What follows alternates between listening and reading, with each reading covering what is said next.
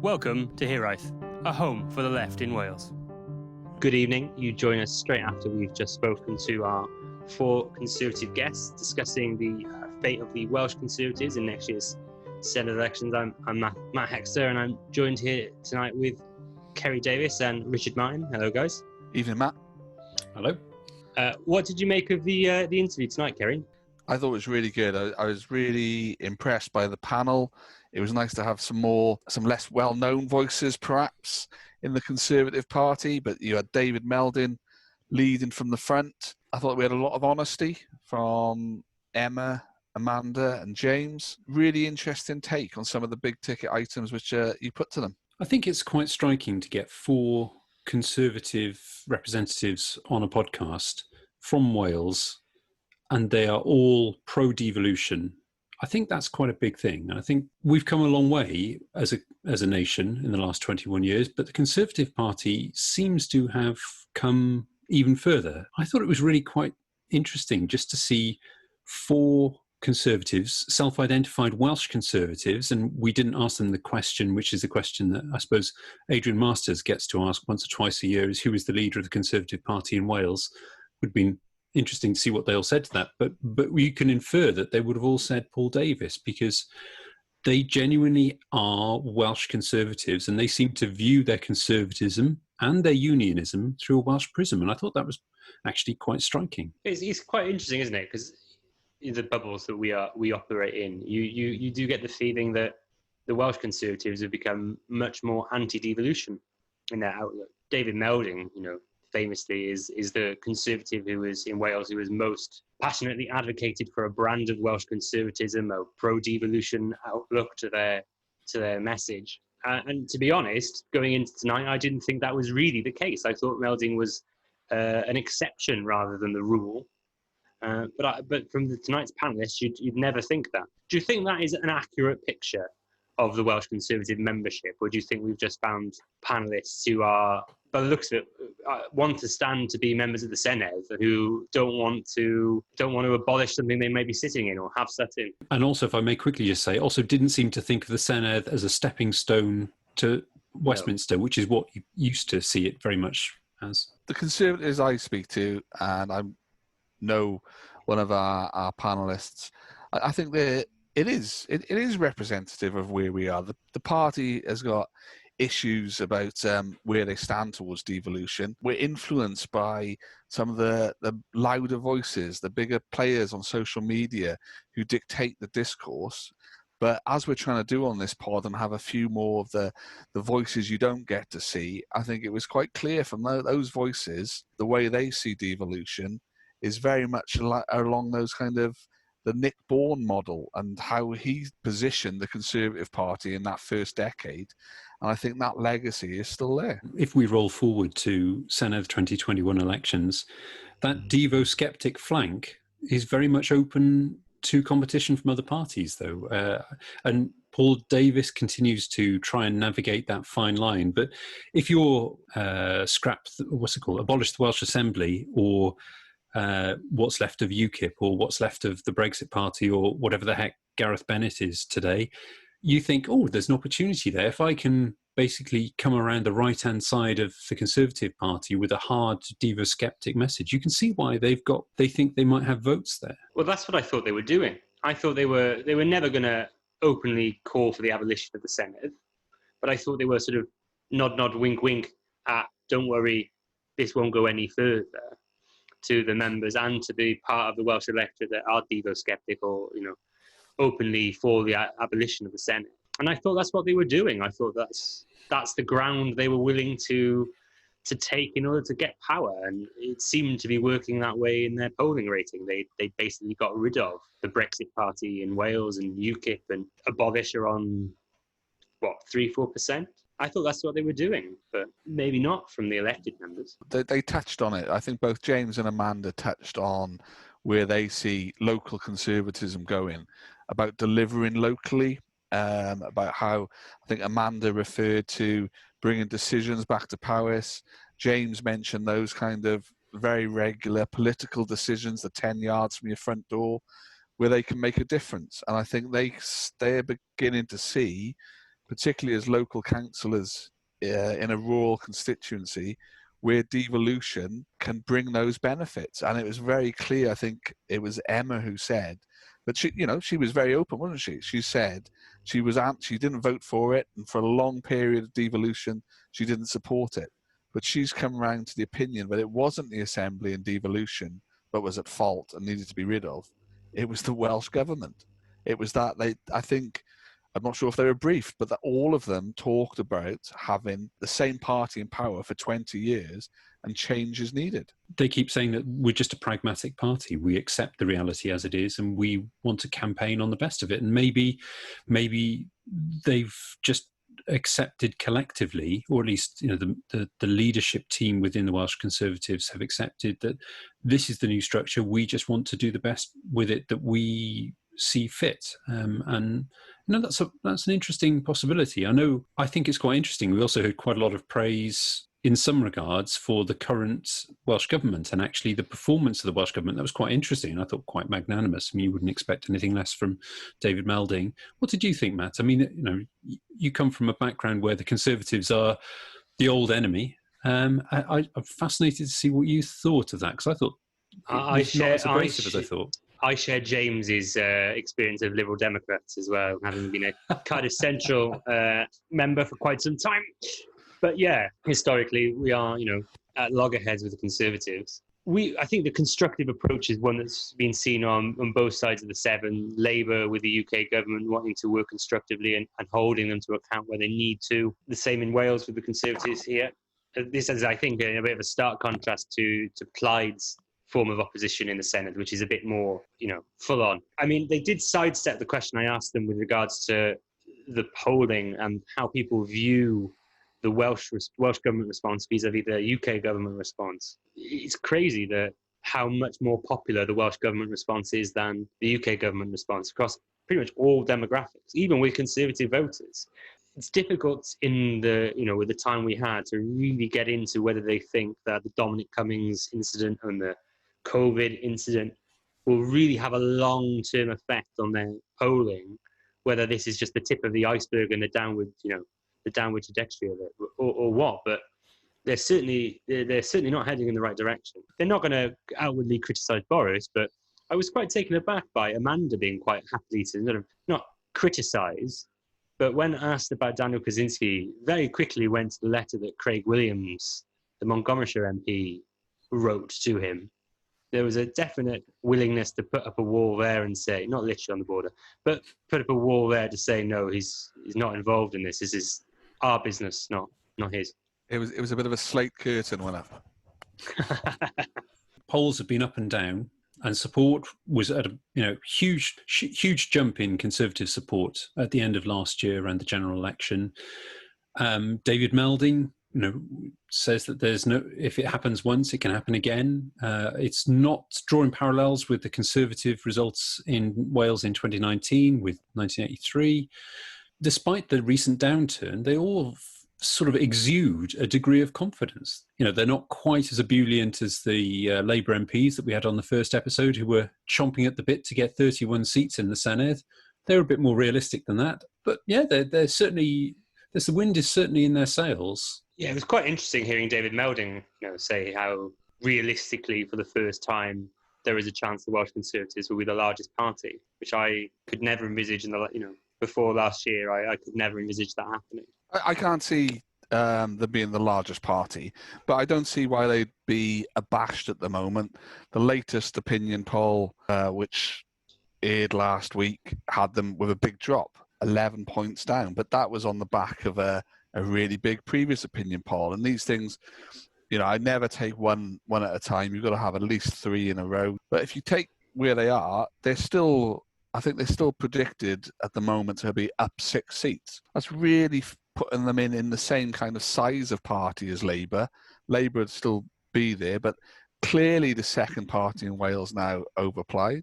Why wouldn't they be slightly bullish at the moment? We're a year out. I think we've said on this podcast, guests have said, it's too early to say. But where they are at the moment, on the back of the general election, the polls, even if they're down at the moment, they're in a pretty healthy position. They got a right to talk to us in a kind of happy, bullish approach. You raised an interesting point, though, Matt. When you were speaking to them, you were talking about where can they win, and you were talking about where their strengths and weaknesses are. Their traditional rural base in Wales, on the English rural Wales or British rural Wales, leans Conservative. Welsh rural Wales leans Plaid. Obviously, these days the Liberal Democrats are neither a massive party in either category. But where can they win? You were kind of laser focusing in on the north and the northeast in particular. I think there is a genuine question about whether those gains that they made in the UK general election will be carried forward to the Senedd election, even if, we accept for the fact that we are, an economic crisis and a health crisis away from that election. Can you see them making that same kind of ground in places like Ynys Môn, which is obviously a Plaid seat at the moment, or Wrexham, Alyn and Deeside? I mean, can you imagine a Conservative member of the Senedd ousting Jack Sargent? I mean, I don't think they can take Ynys Môn. We try and take Ynys Môn in the Assembly, and it's never particularly fruitful. Brexit it was a major issue in December. It was a major issue in Ynys Môn and across the whole of the North Coast, down in Bridgend, everywhere. Everywhere in Wales, it was a big issue, one way or the other. Labour, again, like I said, voted for Corbyn twice, but he was a big issue on the door. Even in the devolved elections in 2016, to a lesser extent, but he was mentioned on the door in 2016. Now that Labour don't have Brexit and Corbyn as issues anymore, whatever you think of the current policy platform or the current leader, those issues are no longer a problem for Labour. The trust issues that are consequential of them may be still there, but the hot topic issue of Jeremy Corbyn and whether we leave the EU or not isn't there anymore. So maybe not. Maybe they don't have the same success in Senedd 21. But in the 2016 election, they came very close to winning some of those seats. It was touch and go in the Clwyd seats and the Wrexham seats. You can't say for certain that once people have been willing to vote Conservative the first time, they won't do it again. I think that was an interesting section. David went on from his experience of the policy position for the party and the polling that used to happen where large numbers polled said they would not vote Conservative under any circumstances. And his experience is that now those similar kind of polls now have changed dramatically. And in Wales, you've got a lot of people who will consider that. And I think that is a big political generational shift. Old enmities and old alliances seem to be between voters and parties just seem to be crumbling. Yeah, completely. It's no secret that I work in Newport West, and in December, we'd had lifelong Labour voters voting Tory for the first time. And that wasn't, that was for a mixture of reasons. Granted, Brexit meant that we were getting Remain Tories voting Labour for the first time. There was a big tidal shift in voting behaviour and old allegiances. So who knows? And I don't want to quote Hooper, but he's going to get quoted. But like he said last week, maybe it's just too soon to really say how people will want to vote, what their response will be by May next year. There's a lot of things that can happen, and we can only discuss about where we are now. But there are really interesting points about what I'd say is a new kind of approach to conservatism. Emma, she detailed Sarah Atherton in Wrexham and the qualities a new kind of candidate can bring to the Conservative Party. And I think we saw some of those tonight in some of the guests we had. I thought they did bring new things, and they are that clear, different candidate to what the media, the UK media, portray the Conservative as that small, selected, white, middle-class, privately educated. But if you get the right candidate, the people we speak to, they have got a chance. And one of the things in the polling which always gets me, and we're talking about, the Conservatives generally come second in Merthyr Tydfil. And, they're not, I can't see them winning Merthyr. But that's the kind of area where Plaid need to make inroads. Yet the second party in that kind of typical industrial Welsh seat is the Conservatives. This is going to sound pretty much like a rerun of last week's episode with Plaid Cymru, but we're going to have to talk about this coalition stuff because... Oh, yes, we are. Yes, we are. Oh, yes, we are. Okay. David was talking about how Mr. Davis is much more... Oh, sorry, the new Mr. Davis, as opposed to RT, is much more like Nick Bourne, who was famously involved in the formation of a coalition agreement in 2007 that never happened. What did you make of Mr. Melding's talking about coalition agreements, Rich? I was shocked with the relative enthusiasm or lack of opposition that all of the guests showed to doing a deal with Plaid Cymru. I can barely formulate the words to describe their relaxed... Oh no, I can quote Mandelson. They were supremely relaxed about the idea. And, you know, it is the case, even as Emma mentioned, that there are people in the Conservative Party that stretch from hard diva skeptic to Welsh independence within the Conservative Party. In fact, the most recent Welsh political barometer showed, I think, was it 10%? And it's probably a really small number of actual respondents in that category. But I know for a fact from having spoken to a number of people that there are people who believe in Welsh independence and are members and voters of the Conservative Party. But the sheer relaxation that they all displayed when talking about the idea of doing a formal coalition deal with Plaid Cymru, I just think that's quite extraordinary, and maybe that's genuinely how they feel as a party about it.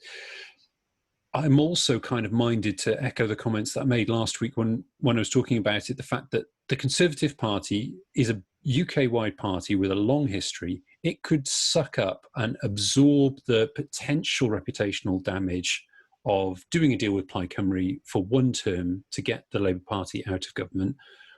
And, you know, the Conservative Party is going to continue to roll on and it will be there the next election. I still, this is my, I will eat a hat or shoe or any other article of clothing if there is a formal coalition between Plaid Cymru and the Conservative parties. I genuinely don't believe it will happen in any way, shape or form. But they certainly seem to think it's a possibility. And I think conversely, I think it would do massive damage to Plaid Cymru and it would probably split the party and cause huge damage. But, you know, like I say, I will treat my shoes kindly over the next year, and hopefully they'll look reasonably tasty come May the 5th or whatever it is next year. But the key to that, and I genuinely don't believe that the UK government under this Conservative administration will offer anything to Plaid Cymru that Plaid Cymru would demand. And David Melding referred to this. He said, well, what would be the one big thing? I mean, you could consider it to be, you know, what is yet to be devolved? What would complete the devolution settlement? It is devolution of justice, creation of the Welsh legal jurisdiction. And, you know, even people within the Labour Party don't want that to happen. Yeah, you know, so what chance is there that, you know, David T.C. Davis in the Welsh office, I mean, Summonheart, maybe, I don't know. But, you know, the UK government is not going to let that happen. It's just there is nothing big enough that the UK government would give that Plaid Cymru would ask. And it would have to be something massive to even make people in Plaid Cymru think about it. I just can't see, that is an equation that does not add up. I think in the Conservative mindset, though, power and the scalp of taking Wales from Labour would be enough to make Conservatives think about devolving something like justice, just to get the Labour Party out of power, and just to have power, and for Boris Johnson to be able to say, look what we've done, we've beaten Labour in Wales. That's to me, that I know we've talked about it a number of times, and we've talked about how likely it is Plaid would agree, but I certainly think that the Conservatives would be willing to put something sizable on the table just to get that scalp.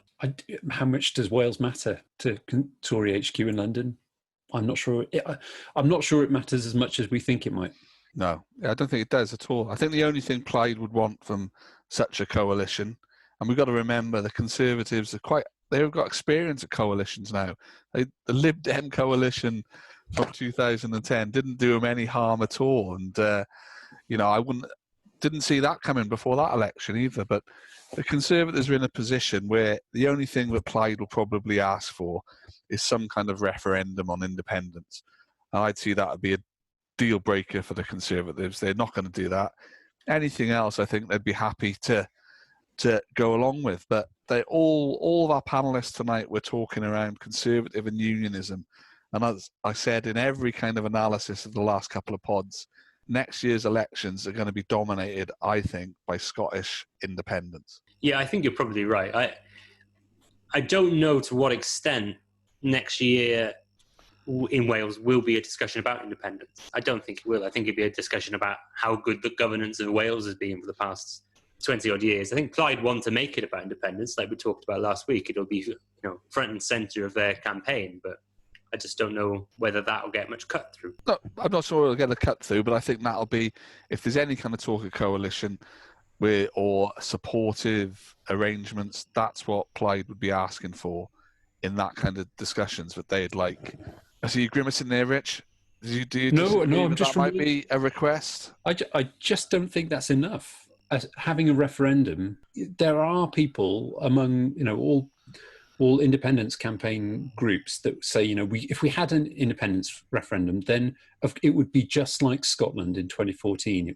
It would change the whole dynamic in Wales, and it might, but there's no guarantee of that. And if there hadn't a referendum, if, as Roger's recent polls would suggest, over half the population don't even need to be persuaded. That's just what they would tick before the campaign, and all the floating voters joined them, and it's a massive thumping defeat.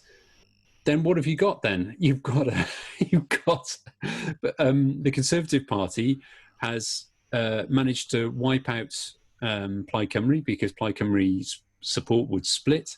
He's managed to boot out the Labour Party in the Senedd, and Plaid would be. They would essentially be doing a clegg, but with the full knowledge that they're about to do a clegg. I just don't see that happening. Yeah, don't get me wrong. I don't think that would be the only thing they'd walk into the room to discuss with just one point on the list. I think there'll be a range of things, but I think that would be the deal breaker for the Conservatives, because I think if Plaid aren't looking to have that kind of referendum in the next 5 years after next year's election, I don't know where if not now, when. That question again. Well, it was really interesting to see David Melding describing Mark Drakeford as a good unionist, though, because he's come in for an awful lot of flack recently from the unionist quarters for being, having, what did he say? He said he has he's got no emotional attachment to the union. That was really interesting. Really interesting to see. Mark Drakeford sees the United Kingdom as a mechanism for economic and social redistribution. He does. I don't think he sees it in any sort of, as you said, sympathetic or emotional connection at all. There are some in the Labour Party who have that connection, but it's not for me, it's not a common feeling, especially amongst younger Labour members. I'd be very brave to describe myself as a younger Labour member anymore, but it's definitely not a majority view. It's the Conservative Party that are the quote-unquote unionist party. Can I just float something else as well? David Melding said that they'd be happy to work with anyone in a coalition. We can assume that he wasn't talking about the Labour Party in that instance. And despite James's evident enmity for the Liberal Democrats in Powys, is there a chance? Say, for example, there are a few Liberal Democrats returned next year, and the Conservatives, the largest party, you could potentially see, if they offered Kirsty Williams the education brief, continue your good work, as in fact Amanda said, she said that they don't have any policy problem with the new education curriculum in Wales. They just think maybe the delivery timetable needs, slowing down a little bit. Maybe you could see that. And, there's certainly a lot of crossover there between the Liberal Democrats and the Conservatives. I'm sure we'll get into this more next week when we interview some Liberal Democrats, but I don't know how many Liberal Democrats we can reasonably expect to be in the next Senedd. They're not doing particularly well on the list. I don't think they're set to pick up any list seats. Some polling will have you believe they might win Cardiff Central, but I can't see that happening in a million years, because, speaking as a former Cardiff Central boy, all the Liberal Democrat voters in Cllrs Central who were Tories, who voted Lib Dems to try and stop Labour winning. And since Brexit, those Conservative Tory, those Brexiteers aren't going to vote Lib Dem anymore. So they're not going to win that seat.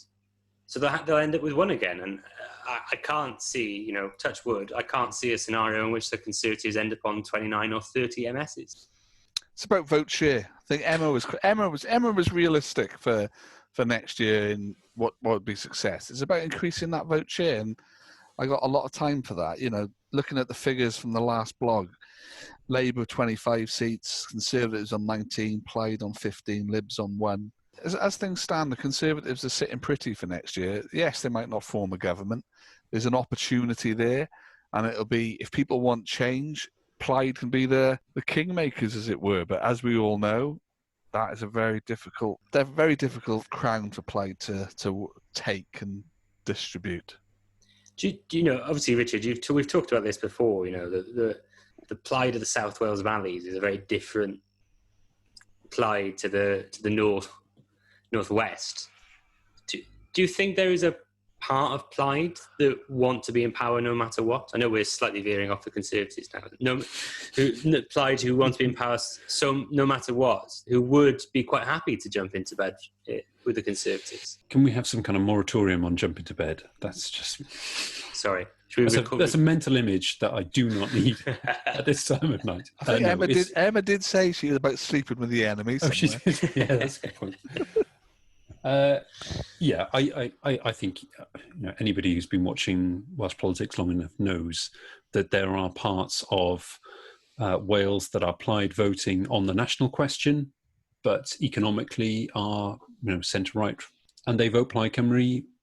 Plaid Cymru's internal coalition is as wide as any other parties, but the leadership of Plaid at the moment, don't think you can describe, despite the fact, and this seems to be a recurring theme, despite the fact that the Rainbow Coalition was negotiated between David Melding and Adam in Plaid, I just don't see it happening. I can't see, and maybe that's because I live in Pontypridd. The influence of people like Leanne Wood these days, also Delyth Jewell, here in the southeast, Lindsay Whittle, of course. It's incompatible. In the December election, the Tories were quite a populist party. They went in a very sort of populist direction, lots of spending, big commitments for infrastructure. That's not traditionally been the Welsh Conservative style. Can you see them adopting a more populist, economic, investment-driven campaign in Wales? I think I can see it. I think there's going to be issues like the M4 in the southeast of Wales is going to be the topic for Conservative candidates in seats you will know well, Matt. Yep. So I can see that very much being their kind of approach. I don't really see it as the populist approach in terms of the terminology we're used to and which we're used for last year's general election. And I don't think it features so heavily in Wales simply because of what the powers and the funding and everything. It's slightly different. I think if you look at it, and we're getting a little bit, you've got the M4 in Southeast Wales. I think it's not been mentioned again tonight, but Betsy in North Wales. I think Paul Davis mentioned it this week. 5 years in special measures. Whichever way you look at it, that's not good.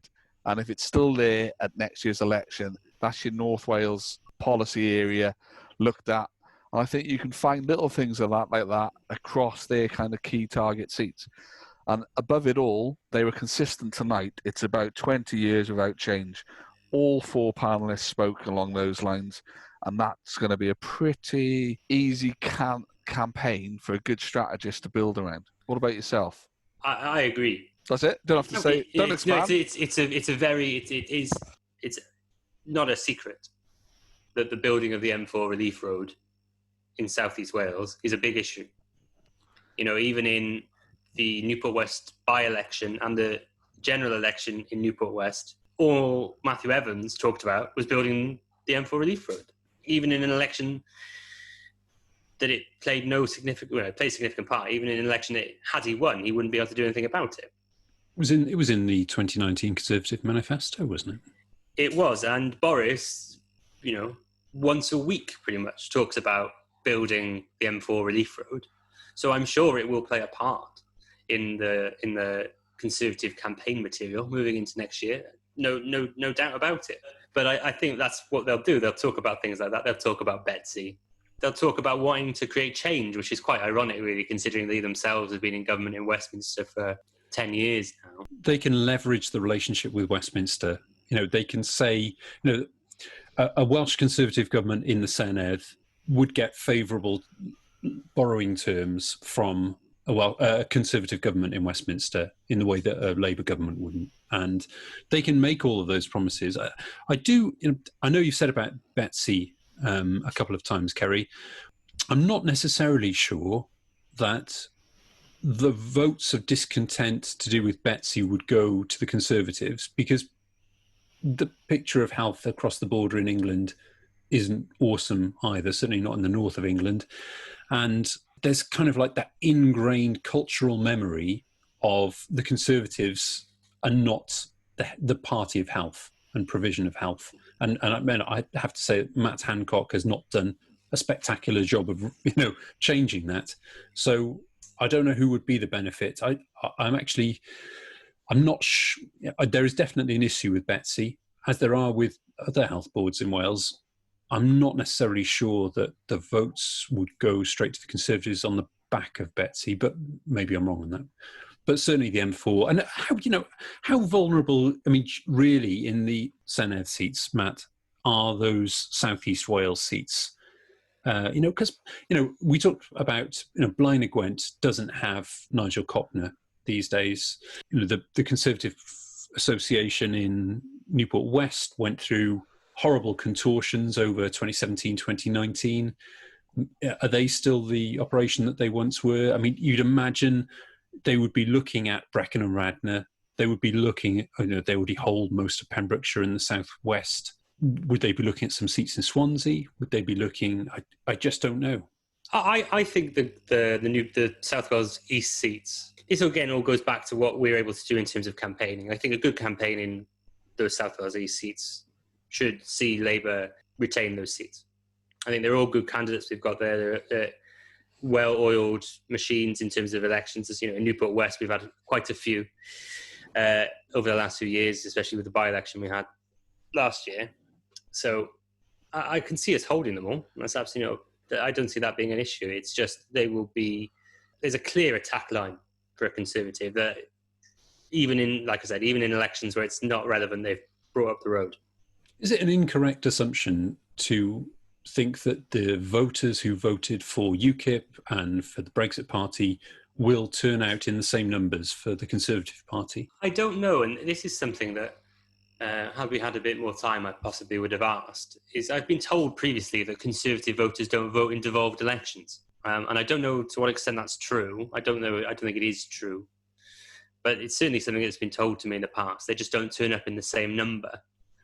So I don't know whether UKIP obviously did very well in the last Senate election, but that's because it was a month or so before the referendum. With the conditions being different next year, I don't know if they'll vote in the same number. Brexit, it was a dead word tonight. They didn't want to talk about it. But if we don't leave come 31st of January, where does that leave us? Where's the economy post-COVID?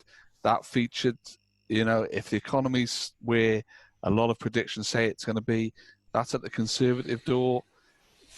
There's a lot of things. There's a lot of water to go under the bridge between now and the next year. I think we can talk about where we think policy pinch points will be, but there's some big things which is just only going to emerge at the end of this year, beginning of the next. When they talked about policy in that interview, it's sort of very broad brushstroke approach of, we want to talk about housing, we want to talk about health.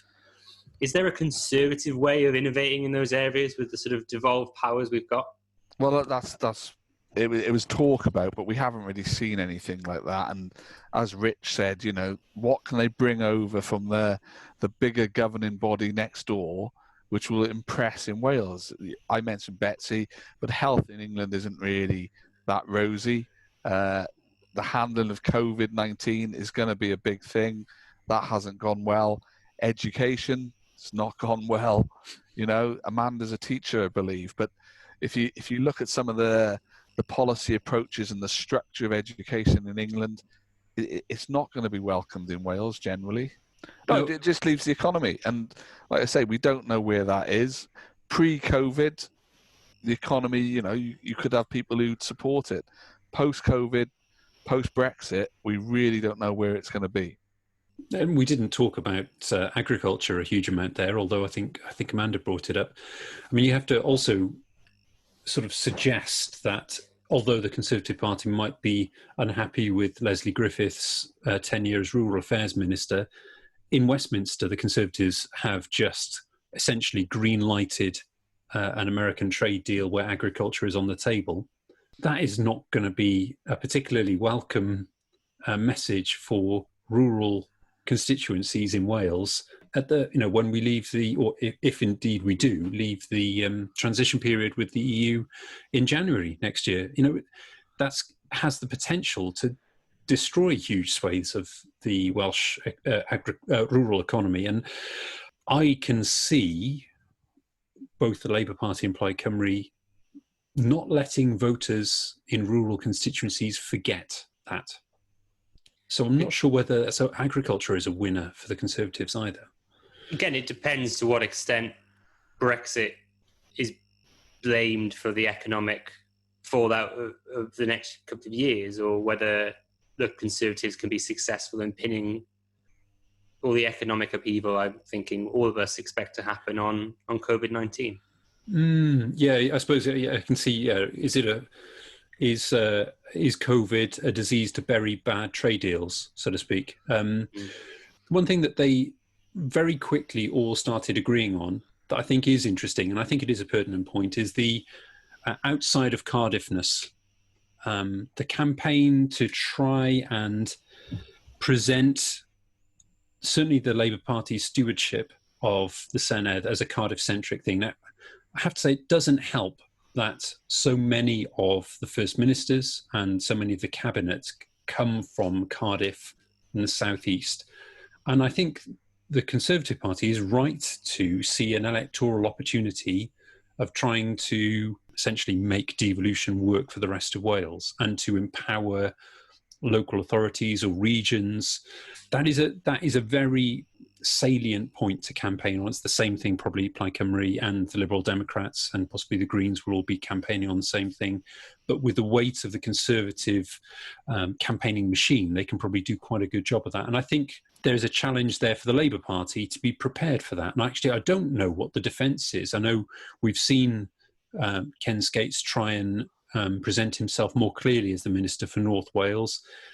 What about Mid Wales? I mean, I don't even know where is North Wales, where is Mid Wales. It would be helpful if we had some better geographical indications of what these regions are.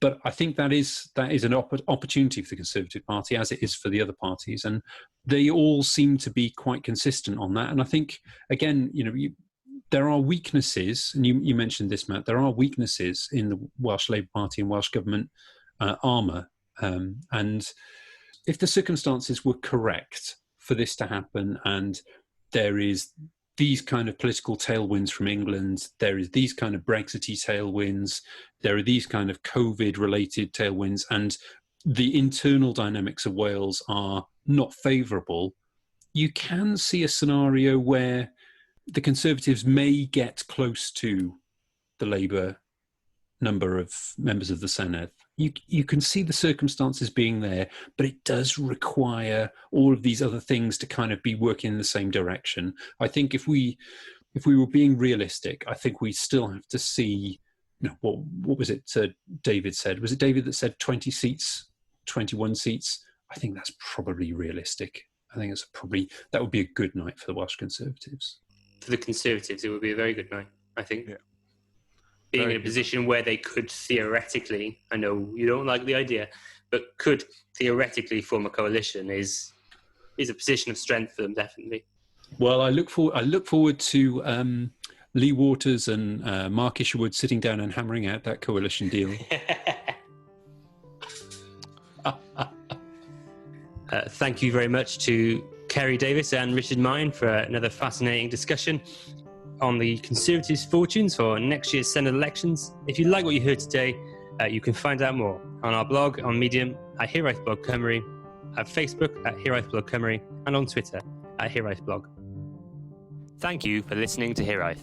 If you like what you heard, please don't forget to subscribe, rate and review.